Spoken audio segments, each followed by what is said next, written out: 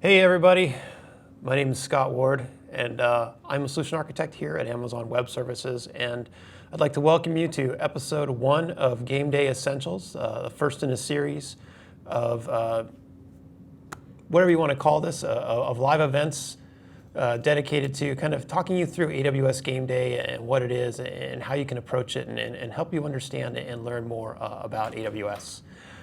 I'm joined here today by my friend and esteemed colleague, David Potes, who is in another part of the world today. David, you want to introduce yourselves to everybody? Yeah, I'm broadcasting live from a small city in Northern California known as San Francisco. So super happy to be here. I've been a solution architect for a while. Unfortunately, at some point, someone put manager on my title. So it means that I don't work anymore and I can do things like this. You're overhead. Yeah, overhead. Yeah, I take my 10%, and really that's all we do. And I just want to give you a little background on what we're trying to do here today. A, have fun. B, talk to the people that are kind enough to join us in chat. There'll be polls, there'll be game day history, famous fails, and some of the that you need to really succeed at the game, both through gameplay tips, as well as background on some of the services that you can use. So it'll be a little learning, but we promise not to hit you over the head too much with the learnage. If you want to go ahead, Scott, maybe you should introduce yourself a little bit before I go too far. Sure. So my role, solution architect here at AWS. So I work on our partner team, focusing a lot on technology partners and working with security partners. I've been, my time at AWS and Amazon's been pretty recent. I've only been here about 16 years.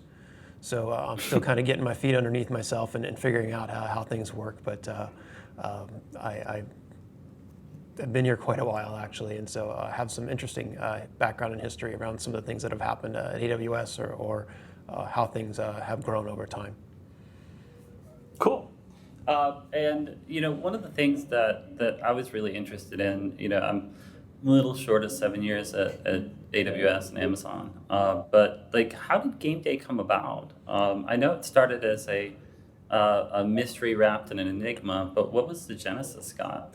Yeah, it's an interesting genesis. So I'm sure people listening here today have probably heard about a game day or something related to how their application works with their infrastructure. And game day kind of really evolved out of Amazon and AWS taking the approach of like, well, how do we know that our applications and our data centers are actually going to work? We built all this fault tolerance into things, but how do we actually know that it's going to work when we really need it to? So we would run game days, test how an application would fail, or if we would introduce some sort of a failure to it, or what if you turned off this half of the data center? Would everything still work, and would all our failures happen? So Game Day really evolved out of that need or that type of approach, and we wanted to bring that to the users of AWS. So the early evolution of Game Day was we would put you in a team, you'd bring your own AWS account, and we'd have you follow a set of instructions over 3 hours and build out an infrastructure.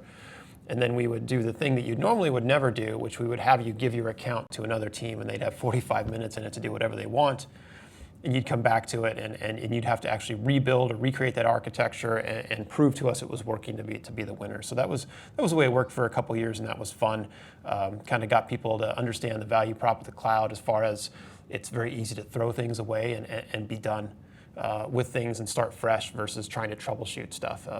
We really wanted to kind of take that a lot further and start focusing on more of a dynamic environment and actually get users exposed to using the services in the way that we felt a lot of customers were using them. So a few key team members, along with myself, really kind of reinvented that game day experience and created more of a environment where you're actually working with an architecture that's already there, and you have to evolve it and actually react to events over time, whether it be traffic coming in, whether it be new teammates as part of your overall group, whether it be internal events that happen as a result of maybe a network administrator, for example, implementing configuration. But getting people used to having to use our services hands-on in a low-risk environment, but giving them a fun experience where they could ultimately learn about how things work and some of the unique value props of the AWS cloud. So that's really what we've kind of evolved ourselves into, and that's the platform that we continue to build upon and evolve GameDay over the years. And I remember my first time playing GameDay, I was absolutely blown away. It's rare that you walk out of a work thing, frankly, and say, this is what I want to dedicate my life to. That's sorry, kids, but I think I like GameDay a little better. Hopefully, they're not watching. Yeah, and I think one of the keys of GameDay that makes it so much different than a lab or a tutorial or online training is that there is that commitment to at least do, right? Because in kind of a real world environment, it's rare that you can throw everything away. Now, I'm a big believer in fail fast and don't troubleshoot, blow it away and stand up a new one from your templates. But rarely in real life can we throw away all of our infrastructure. And in fact, often when you kind of take on a new infrastructure, there's mysteries abound. And that's essential in the game as well. To kind of understand what you have is really critical to being able to succeed at the game. And we're going to talk about today some of the options that you have for Recon, right? For those that don't necessarily speak English natively or don't know what that is, I believe it's the short form of reconnoiter. And that means to kind of look around and assess the situation before you kind of start, running with the baton. So we'll talk a little bit about that. Like I said, we'll have some team tips, gameplay tips, as well as a little bit of hidden education. So apologize for that in advance. So Scott, do you want to talk a little bit about team dynamics? Because I know in the past you could walk in the door and say, these are my people, right? I want to play with these folks. But we've done some things to try to balance that out a little. Yeah. So one of the so I talked about GameDay, and we put you in working with infrastructure you have to react to and figure out how things are working and how to evolve it. But one of the kind of non-technical things we've actually tried to put into GameDay is the human element. So when we run our public game days, we actually interview people as they come into the room and purposely stage them into teams as much as we can of people they don't know, based on skill set and basically, do you know the person behind you type stuff, to kind of give that. Not only you have to work with something brand new that you've never seen before, but you have to work with 3 to 4 people that you've possibly never met before, everybody having different skill sets and stuff. So that team dynamic is super important to actually be successful in the game and have a good experience. You have 2 options. You can either just suck it up for the 4 to 8 hours and meet new people and figure out how to talk to them. Even if you guys want to talk in Slack the entire time and not say a word verbally to each other, figure out how to communicate. Or you guys can try and go it alone and pay the price of not communicating and having 4 different people work against 4 different objectives for the game. So time and again, we've had people refer to the human element as being just as important for this game and being able to figure that out. I can tell you personally, having supported and run a lot of game days publicly, that we've gone up to teams and they're trying to talk us through this problem that they're having, and they're like, I keep doing this and this keeps going down, and you don't have to look any further than the rest of the people that are sitting at their table, and like, have you talked to this person? Have you guys met? And somebody like, oh yeah, I'm working on that, and just kind of reining them back in and saying, look, you guys have got to learn how to communicate. We've seen that time and time again. We've seen the most successful teams are in 99% of the situation are teams that are engaged and are figuring out tasks and talking things through and figuring out who knows what, who has what skill sets and where they can be leveraged in the game. So that's certainly a very important element to being successful at GameDay. And it's one of the kind of the fun things. You may end up meeting somebody that you continue to have some sort of a technical or a business relationship with well after GameDay, because you guys have really bonded over something cool and you've got to learn a little bit about each other. And you live in the same city, most likely. Yes. Because, we run these all over the U.S., all over the world. Yeah. So shameless plug, this Thursday, we're running a game day in Chicago. Doesn't require signing up ahead of time, but I would definitely get there early. So it's in the afternoon at the Summit at Hyatt McCormick Place. So hope to see you guys there. There's 108 I did want to seats. talk about our So yeah, exactly. And I think what Scott said about team dynamics is spot on. Sometimes I think of that as the fifth pillar of a well-architected application is the team together. And you don't necessarily get to bring all your friends when you go to work either, although but many of my friends are terrible at this, so they probably wouldn't be a good fit. And often you're thrown together with people with different skills, different ways of communicating, and both in life, game, it is really critical to be able to find out who's good at what, because rarely are any of us good at everything, right? So I wanted to talk real quick about the poll. We got a few answers in here. And number one answer seems to be EC2 when I ask what was the first AWS service. And that totally makes sense, except it's incorrect. A couple of people said S3, which seems like a very kind of foundational service, and it is.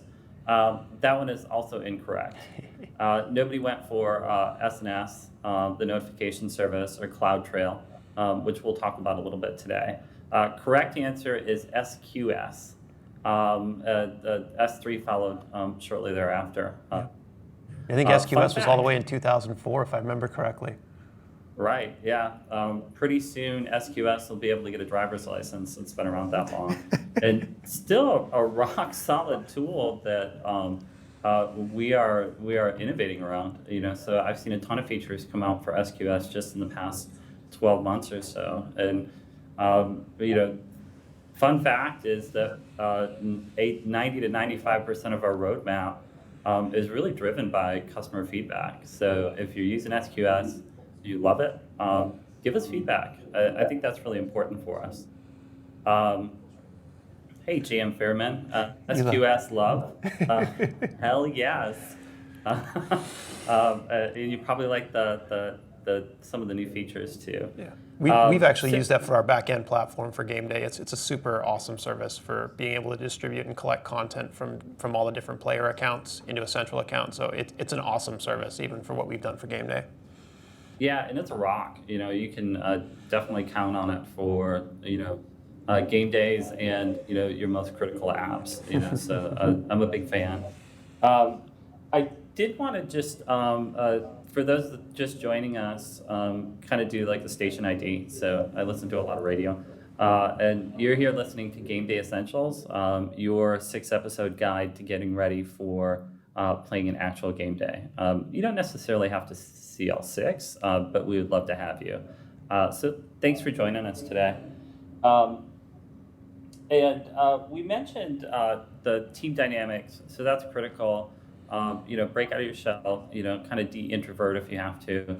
Say hello to the people next to you, and then you can all hop in Slack if you want to. But sense and to do that and to kind of divide and conquer. And I wanted to come back to Recon, right, which is kind of the name of the game today. And oh, cool, awesome game day in Sao Paulo. That's awesome. Thanks for the feedback. I don't know what that icon is though, but it's cool. It looks like my screen's kind of small, maybe an alien with headphones. So back to Recon, there's a couple of areas where you can start to gather information about what you have. Obviously, the console the way to do it, and the barrier to entry there is pretty low. You'll be given a login to be able to get in, and you can kind of hop in there and see what's going on. But it's also a little complicated, with all the services that we have and the fact that some services are regional. You can end up doing a lot of clicking to try to kind of eyeball what everything is there. And while that can be moderately effective, you're probably going to miss some stuff. So one of the recommendations that I like to make is, if you are going to search for the console, start with kind of the holy trinity of compute, networking, and storage. That is one way if you want to kind of look at kind of what the box looks like. That'll give you a sense of what's going on. But it's probably not going to give you the whole picture of both in real life as well as when you're playing game day. So there's a couple of other options that you can use, and we'll kind of poke through that in a little bit. I think, hey, Slayer Darth, thanks for joining. Sounds like a killer name. So one of the things that is going to give you a lot of information, and I'm going to actually show you some console, is one of my favorite services is CloudTrail. So the new console kind of shows my recently visited services, and clearly this is top of mind for me. But when you take a look at CloudTrail, you'll actually see a lot of events in here, and probably more than you want to parse by hand. So, I mean, it wasn't strictly designed to be kind of human manageable. It's human readable, but kind of the devil is in the details, right? So one of the ways, if you wanted to kind of pop in and be able to analyze this in another way, you can actually download these events. And as much as I love JSON, in this situation, you might want to pull them into a CSV. So that's something that would allow you to use like another tool, maybe QuickSight, maybe Microsoft Excel, to be able to do that. But this will start to give you information about what happened. And CloudTrail is all about logging all of the API calls that happen to an account. And fun fact, I think number 3 is that the console runs on top of a series of APIs as well. So whether things happen on the console or through kind of automated deployment tools like, say, CloudFormation, you're going to see that within CloudTrail. And that's probably a good chance to segue into a little bit of CloudFormation Scott. So we've kind of gone through step 1 is, you can look through the console, you can look at CloudTrail, but what is CloudFormation going to tell us? So CloudFormation is going to be interesting, right? So CloudFormation, as we know, is or as you may not know, actually, especially for Slayer Darth, who's just getting started with AWS, CloudFormation is a way of kind of defining your infrastructure stack through JSON or YAML to basically give a text definition in a text file, and be able to hand it around or pass it around and run it in AWS and actually have it create all the infrastructure and the services and configure them the way you want to on AWS. So it's let's take a 3-tier web app, for example, where you've got a web tier, a load balancer, an app tier, and a database. You could have all that defined in a CloudFormation template and actually stand that all up, be able to run it again, take it to a different account, run it again, tear it down, run it again. It would be created the same way every time. So it gives you the ability to kind of in an automated fashion stand up your infrastructure in a repeatable way. So when you're doing recon on an account, as more and more companies and individuals are looking to go to CloudFormation, it might be a way to kind of like dive into figuring out, hey, what's in this account? Maybe I can kind of zero in on some things that have happened. So if we take a look at my screen here, I've also got the console up, and we're working in an AWS account where we've actually stood up the initial infrastructure that a player would get for game day. So we're kind of trying to replicate something you would normally see in an account that when you're playing game day. So if we dive into CloudFormation, we can actually, maybe there's nothing here at all, and you're like, okay, well, they didn't create any stacks, so I got to go look somewhere else. But actually, in this case, we actually found that we have a couple of stacks that have been created. And so what does is it allows us to maybe zero in on some of the things that we might need to be understanding a little bit more. And if we look at this infrastructure stack, that looks like something that's very promising. Obviously, the people who created this or kind of did it initially, they think that maybe it could be optimized, but it's good enough for now.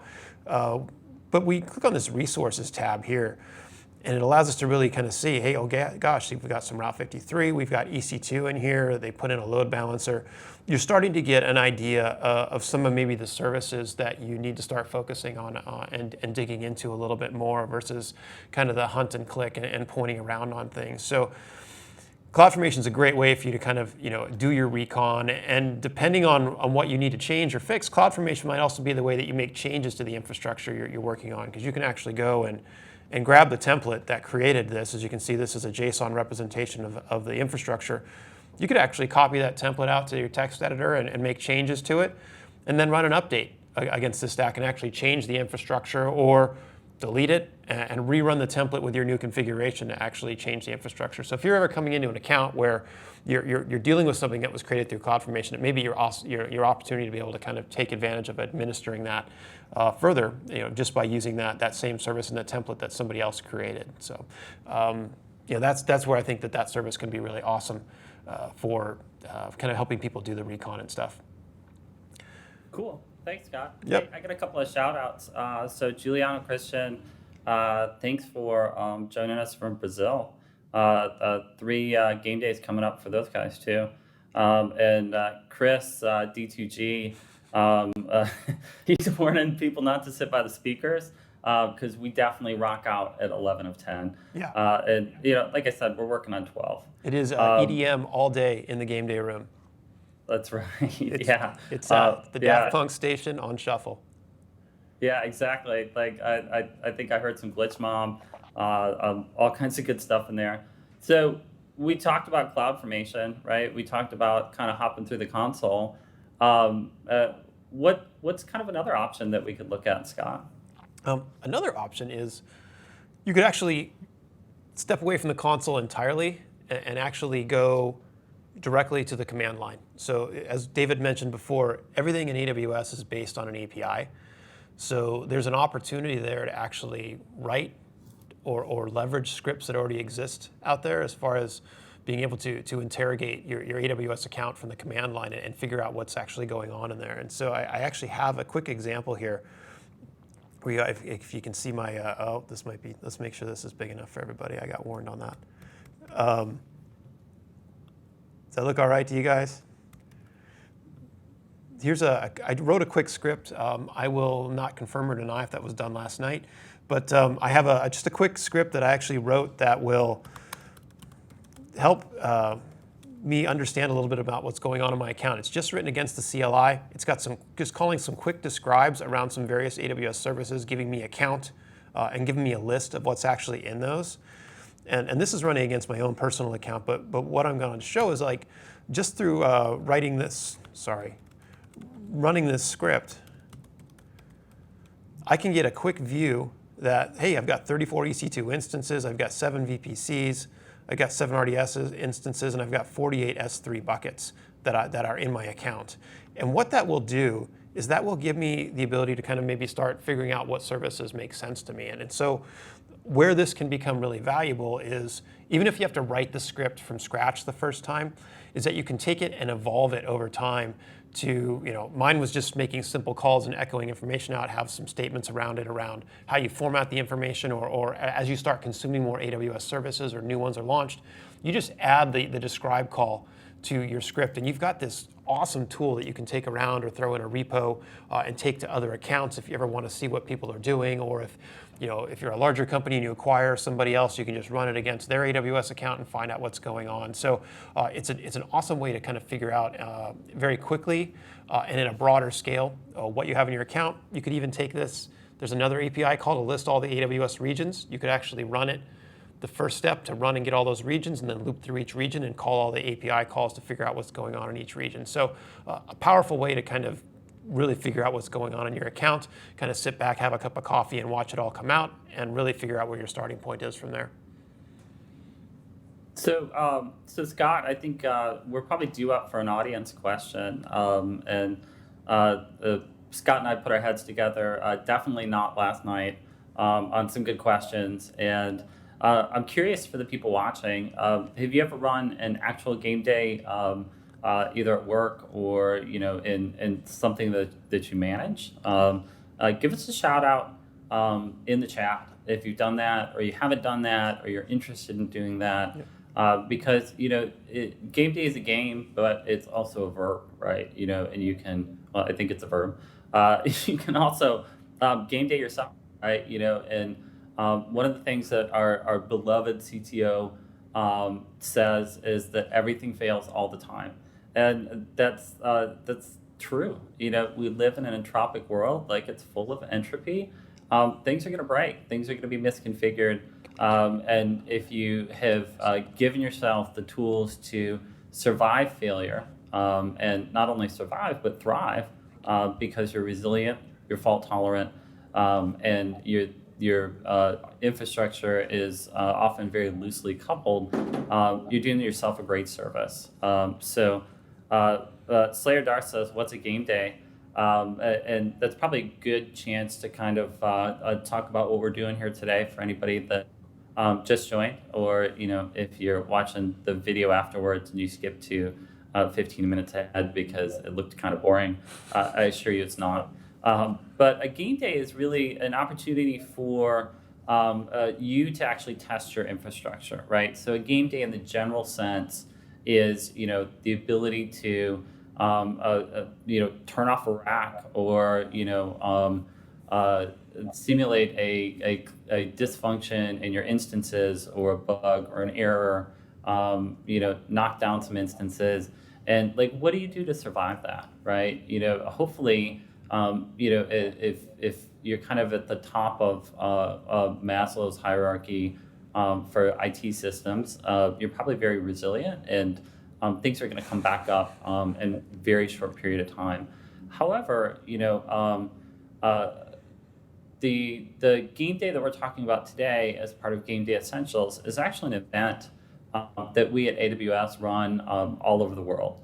And what we wanted to do today is really kind of talk about with some gameplay tips, wrapping in a little bit of education about AWS, and hopefully, Scott can share some historical stuff since he's fairly historical, and can tell us about some of the epic fails and things that happened. And Gina, good question. Gina Clementi, how does unicorn.rentals fit in?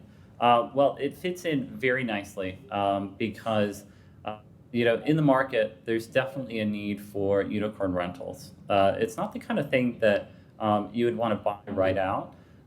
So with a ton of venture capital, we have launched unicorn.rentals, and it really kind of takes the live action role playing into the cloud, because our application will allow you to rent a unicorn, have it delivered to your home, and then we pick it up, and you don't have to worry about feeding it rainbows or cotton candy or anything.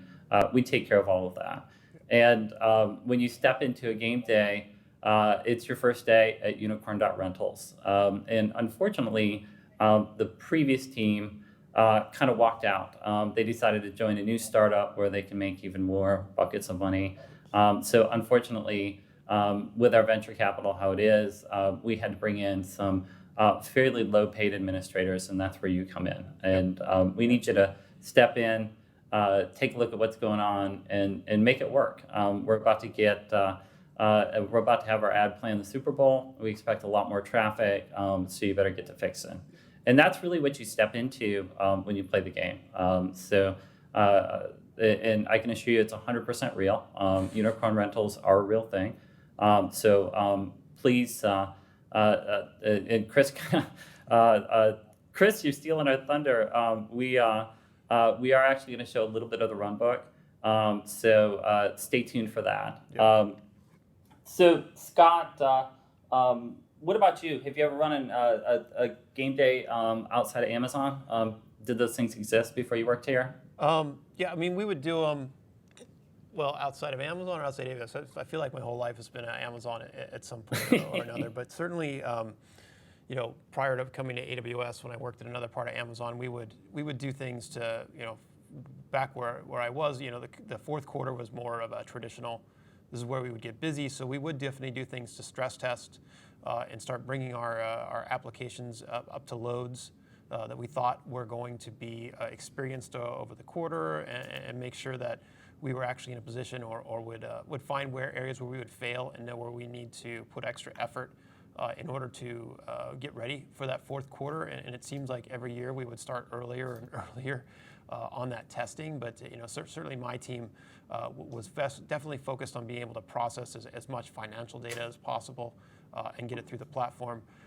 Other teams at Amazon are doing similar things. They're looking at their metrics and trying to figure out where they might need to make changes, and they're testing things out to see where they might have failures. One of the interesting things that are happening in general, I mean, at AWS I can't talk, or Amazon I can't talk about how we actually do it, but more companies are finding ways to actually introduce those failures all the time and basically have a 24/7 game day. So you think about companies like Netflix with their Chaos Monkey or Chaos Kong or Chaos Gorilla. Those things are running all the time and just making failures happen at any point in time in a live production environment. And so, some companies have gotten to the point where every day is a game day for them and stuff. So as companies evolve in their maturity, you're going to see that more and more often, where it's not a planned exercise; it is an exercise at all times. Yeah, and I can kind of talk about my experience as well. Before I came to Amazon, I worked at a SaaS company, and the systems we had were super critical. It had to do with global trading, and basically, apparently the sun never sets on everywhere on Earth at the same time. So we had people working literally 24/7, whether that was in Bangalore or Shanghai or Hamburg or New York or Oakland. So we had to learn a lot about resilience and building systems to kind of smoothly accept failure. So I actually instituted some game days at my old job, and it was a lot of fun. We learned a lot. We learned a lot of painful lessons, but sometimes those painful lessons are the ones that kind of make you where you are, right? I love to ask people how they failed. And you'll hear some fantastic stories. And if somebody tells you that they've never failed, walk away quickly. It's a clear indicator that if you don't swing for the fences, you're not going to have any failures. But I like to do big things. I like to surround myself with people that think big, and I think that that's really key to do that. Love for PHP, never, right? The PHP channel's right over there. Yeah. Kidding. So I wanted to fire up our second poll. We didn't get as many responses that I'd like on the first one. So if you guys can hop on and do the poll. If you're watching this on video, there's a better than even chance that I've kept the poll around. So if you want to hop in and see what people thought, at this point in time, it might be helpful. And really curious, what do people know about Game Day, right? And in this case, I'm capitalizing it, right? So I'm talking about the Game Day as a proper noun rather than a verb. And for those of you that are interested in jumping into a live action with real people, have to talk to people kind of Game Day, we are doing Game Day in New York. And is that the 16th, Scott? Yeah, 16th at the New York Loft. Yeah, so if you search AWS Loft in New York, it'll be on the 16th, and I believe you can sign up ahead of time. If you can't make it to the Loft in New York on the 16th, though, definitely check that place out. At the very least, free food and free Wi-Fi. And by food, I mean snacks, which are really, kind of the only kind of food. Yep. So I wanted to,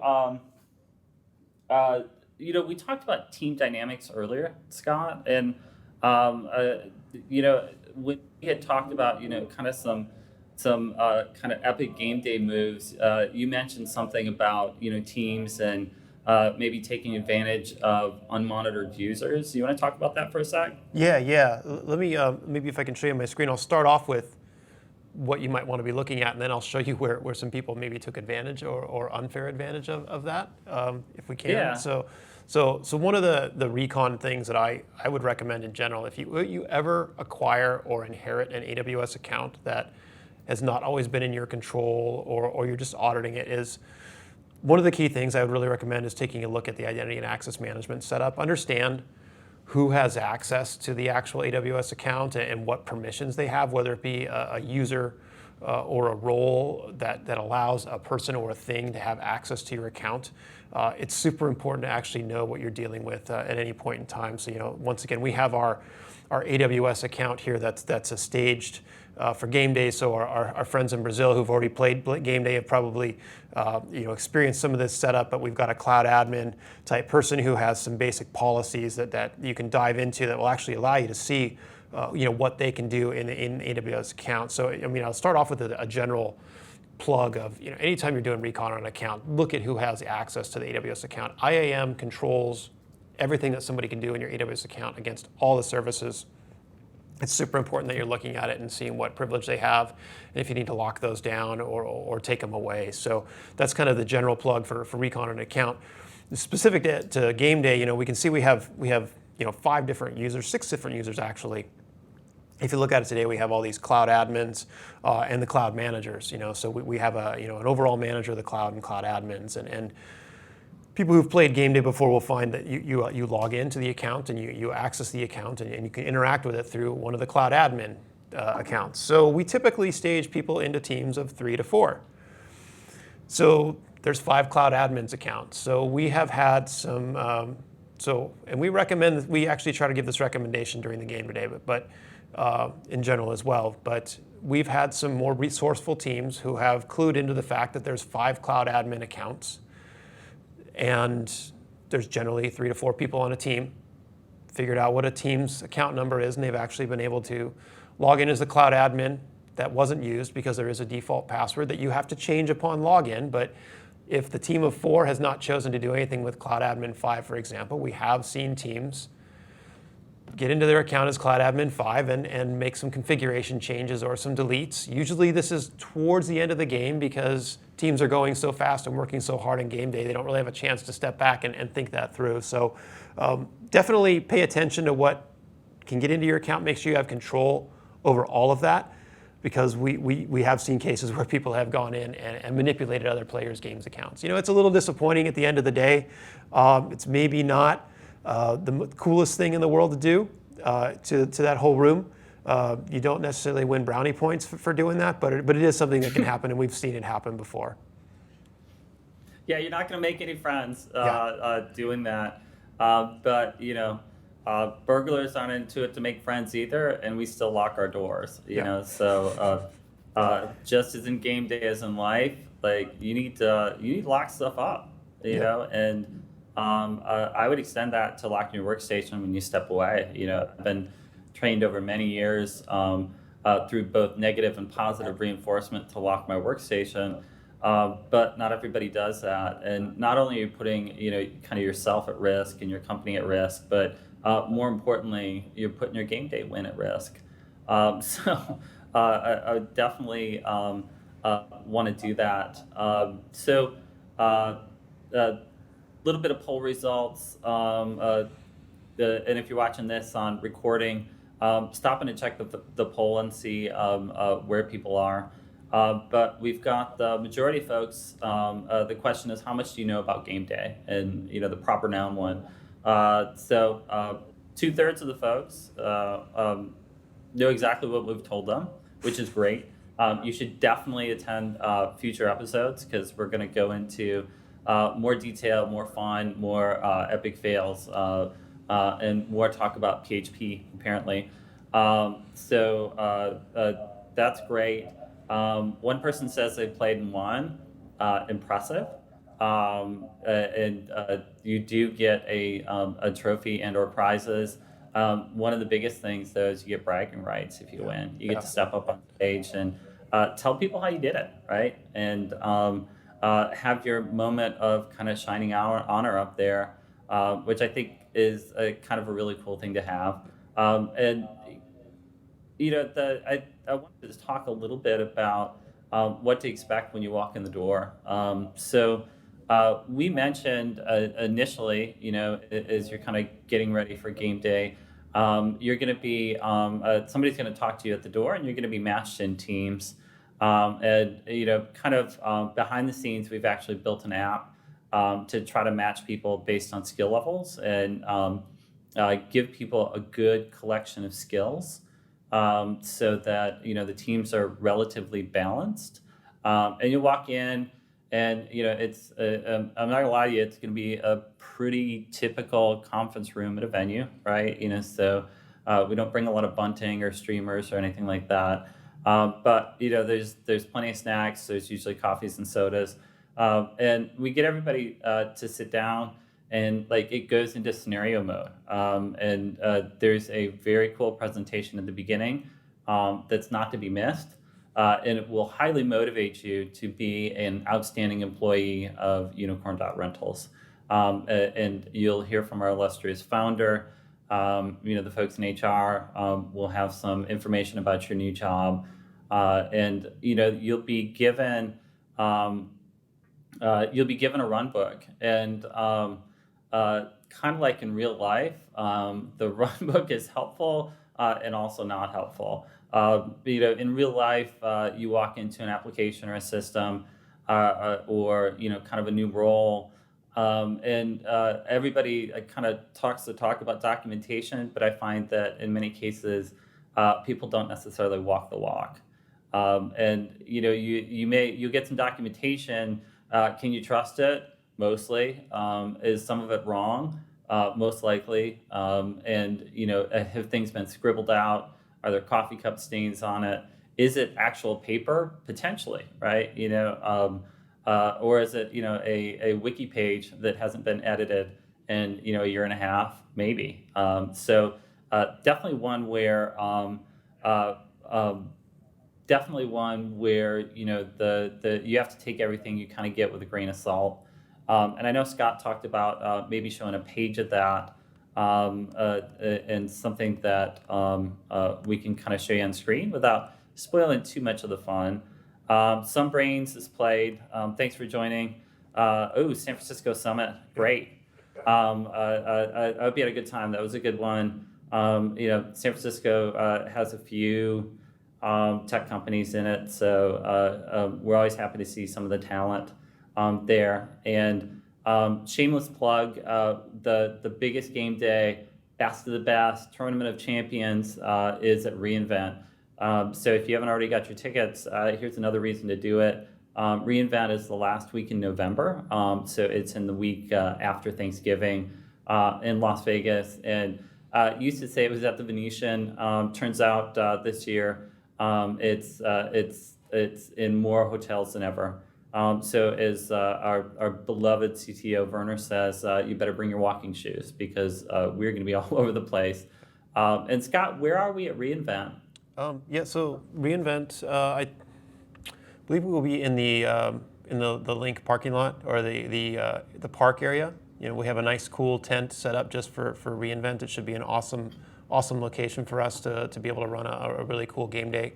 Once again, so we shouldn't be too far away from the Venetian this year, but we will be in a different location than maybe the last few years that you've attended reInvent and Game Day. But it's going to be an awesome experience. We have a goal of building a new game day for every reInvent. So even if you've played Game Day before, you get to reInvent, you should expect a completely different game day when you get to reInvent. Yeah, I think it's really important. That one of the reasons I wanted to ask this poll about whether kind of have played before or folks knowledge around game day is that we are innovating like crazy on this thing. So if you've done it in the past, even if I think Some Brains played at the summit a couple of months back, the one at reInvent is going to have all new challenges, all new mini games, and all kinds of new stuff. Like we have folks that are dedicated to this. Literally, like they have incredible dedication, building new modules and making it just a smoother, more interesting experience. And the other thing that we do. Like one of the reasons I want to talk about people like doing things that we're probably not super excited about, like stealing IAM accounts, is that in many cases we've worked to close these holes and make it a more kind of realistic effort, right? So there's I think every iteration it gets harder and harder to be kind of weaselly, and frankly, I think that there's kind of two classes of solutions. Like Chris D2G says, unusual solution, thumbs up. We're definitely looking for people to be creative and think big and be out of the box and innovate, just like we do at AWS. But there's some behavior that'll cross the line and feels a little bit unfair. So I think Scott's got another anecdote that he can share with us. Also, really curious, what do you think about showing part of the run book, Scott? Yeah. I'm happy to show some of the run book, actually. Let me start there. I've actually got it up on the screen, and somebody who mentioned it before in the chat is absolutely right. So we've gone out of our way, to create unicorn rentals for GameDay, to create you this fictitious company, which we can actually make seem a little dysfunctional, but also we've drawn on past experiences of other jobs, other teams where nothing's ever perfect, nothing's ever complete, and we went out of our way to create you this amazing run book and replicate some of those experiences. So this run book is supposed to be something that somebody who was manually creating the initial infrastructure that you're going to have to support, they wrote some stuff up and then they handed it out to a bunch of people to get their thoughts and comments, and everything about that was really kind of done, with pen and paper, pen and pencil at that point. So we've got this, run book that's got the coffee stains from the people who've been looking at it, people who've made various comments and stuff like that. Some people are questioning some of the other things that are in here, as far as the comments that are going through here. We've got some architecture things here, but also some people commenting like, hey, I actually haven't seen any load coming through this thing. And so this run book is designed to kind of be your guide to, kind of another part of your recon, but treat this like any other run book.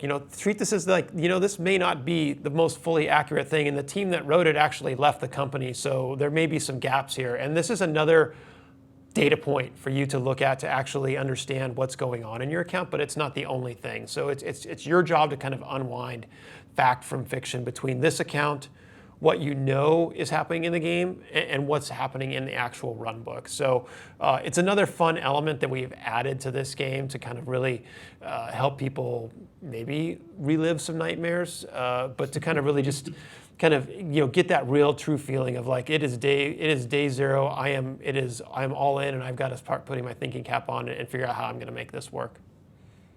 So the run book's an awesome part of this overall game, and it was one of our more fun things that we did while we were making the game. Yeah, what are you going to believe, your own eyes or what's on paper, right? Yeah, exactly. Yeah, okay, cool. So question for the audience. I'd love to hear your stories in chat about what you walked to. First day on the job, what did you find? And what made you do a card facepalm when you found it? So let us know in the chat. I'm super curious about some other kind of pain points. I can tell you, I walked into one job, and part of what we did was manage a public radio station. I'm gonna keep. I'm not gonna shame anybody specifically. But what I found was that the whole radio station was operating off of a single desktop computer. And this is a little back in the day, but the operating system on that was something that I hadn't seen in the wild for probably 8-10 years. So it's kind of the equivalent of finding out your business runs on Windows 2000 today. It was equivalently old. And I asked them about it, hey, who knows about this? And not a single person was willing to tell me a thing about it. The only thing they told me is never restart that machine. And this was kind of before the Picard facepalm, but I definitely facepalmed that day and asked myself, what have you done, self? Why are you here? Scott, you've probably seen some crazy stuff too, but I think you probably want to protect the innocent. I think, given where you've been to this time. So let us know in the chat what you guys have seen. And if you don't make it in the chat today and you're watching the video afterwards, come back into the next episode. I love hearing about epic fails, and I'm happy to share a bunch of my own. I've learned a lot from kind of getting myself into trouble and then getting myself out of trouble. And Slayer, I know you're hating on the PHP folks, but I know a few that are good people. One of my esteemed colleagues, Joe, swears by PHP and Nginx together, and he's a smart guy. So they're not all evil. Yeah, Scott calls it out too. Our esteemed colleague, we love him. So I wanted to give you guys something to try at home. So I think the takeaway that I'd like for do try this at home is take a look at some of the services that we talked about today. And you can either do it in your own account or, I'm not telling you to do this, but you could also do it in your employer's account because it's all read stuff. But take a look at what you can see in CloudTrail. Now, full disclosure, you may be locked out of CloudTrail in your employer's account. Sometimes they limit that for good reason. But if there's somebody that manages the AWS infrastructure, whether that's a cloud infrastructure person or that sort of thing, ask them. Tell them that you're trying to learn, you're getting ready to get better, and hopefully they're nice enough to take you under their wing. So take a look at some CloudTrail data and dump that out to CSV and see what you can do to parse that, or grab a tool like Splunk Lite, which is free, and you can do some minor parsing of that, or throw it into Microsoft Excel. So that's Elasticsearch. Yeah, Elasticsearch. Thank you. I really struggle every time I have to say that word. So do that. Take a look through the console, see what's going on. Hopefully, either you yourself or your employer and your cloud folks or the rest of the cloud folks are using CloudFormation, and see what they're doing with it. It's an incredibly powerful tool that we've just scratched the surface on, and I strongly suspect we'll be revisiting CloudFormation at a couple of levels. Slayer Darth, it sounds like you're in rough shape. Maybe it's time to hit the job market if your place of employment is that dark and foreboding. So I think one thing I wanted to give Scott an opportunity to do was he mentioned that he was going to show us a little bit of the CLI, and I think that's probably one of the unsung heroes for Recon. We know the CLI for being able to do things programmatically, to be able to build and tear down things. But maybe you can show us a little bit about how you can start to look at what's in your account and how that might be useful. Yeah, well, I apologize, David. I think I covered that earlier on in the session. Yeah. I'm happy to bring it up again. All right. But, I think we've covered the CLI. Whoops. All right. Let's do a poll and forget about what I said. Yeah. So, one word. How would you feel about playing GameDay online? I know we had an ask from one of our chat participants. I think it was Gina. That is it possible to do it online? And I wanted to do a text poll anyway to make it a little bit hard to troll, kind of hard to troll in one word. But tell me, in what way were you willing to do this? And shout out to Chris, Chris D2G. You should check it out in the chat. We have a router, was his reply. Everything in the company had an outside IP, even the copiers, which is great. Like now I know where to get my papers printed. Feel free to PM me with login and password info. I'm kidding. Please don't actually do that. Scott, how about a little bit more game day history? So I know that things are all new for reInvent 2017. We mentioned that Game Day is coming up this Thursday in Chicago, and in August in New York City Loft. Check the chat for details. Yep. But maybe you can give us a little bit of history of what happened between kind of initial inception and where we are today. Like what's happened over the last couple of years? Yeah, I mean, to be honest, I think it's almost, for some people, and Dave can speak to this because some of those people work for him, this has almost turned into nearly a full-time job for us on the back end. Like I actually did a slide for the reInvent last year as people were walking in. It was showing on the board, but we ran like 2 game days in 2013, like a prep one and the one at reInvent, and that went up to like 3 or 4 the next year.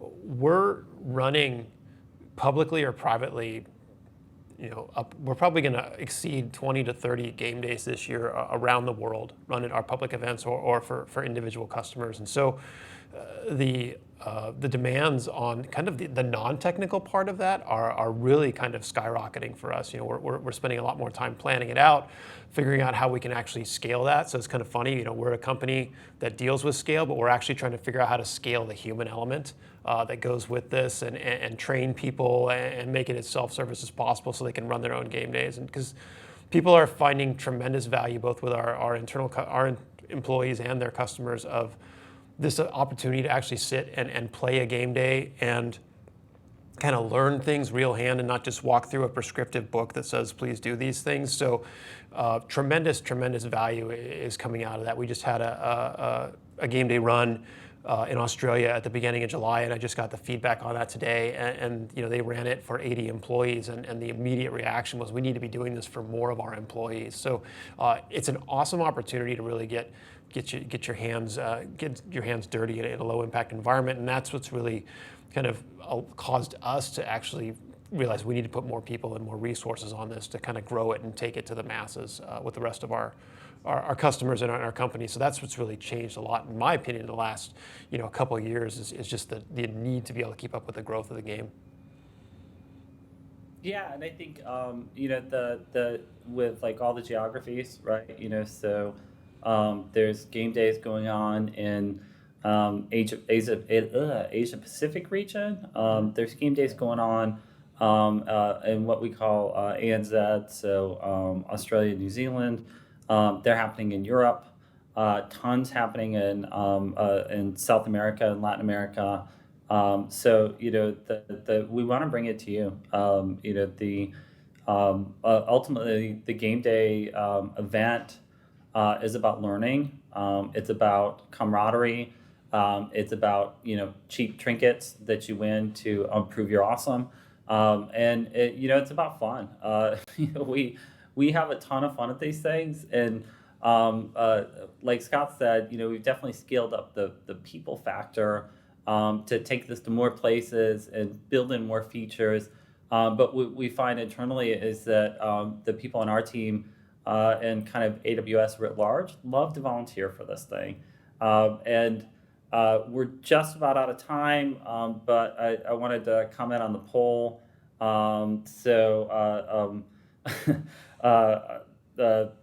In one word, how would you feel about playing Game Day online? Lambda. Some brains. Thanks for that. Interested. I said whoa. We got a yes, and Gina Clementi cheated a little bit. It's 2 words. But the feeling is there. So it's definitely something that we want to explore. I think it'd be super cool if we could get the gameplay right. I'm a gamer by nature, so it's got to be all about great gameplay for me. Frankly, the learning stuff is cool, but like it's not learn day, it's game day, right? And it's something that I want to be fun if we go through that. And we're just about out of time, but I want to leave you with one tip, and it goes back to the volunteers that are there helping. Often those are very technical people, typically solution architects at AWS. And these folks know this really well, know all the surrounding services. One thing that people forget is if you ask, they'll help. They're not going to give away the store, but they will definitely help you in ways that kind of move you along without getting stuck, kind of like the rubber band AI in Mario Kart. So that's all for me.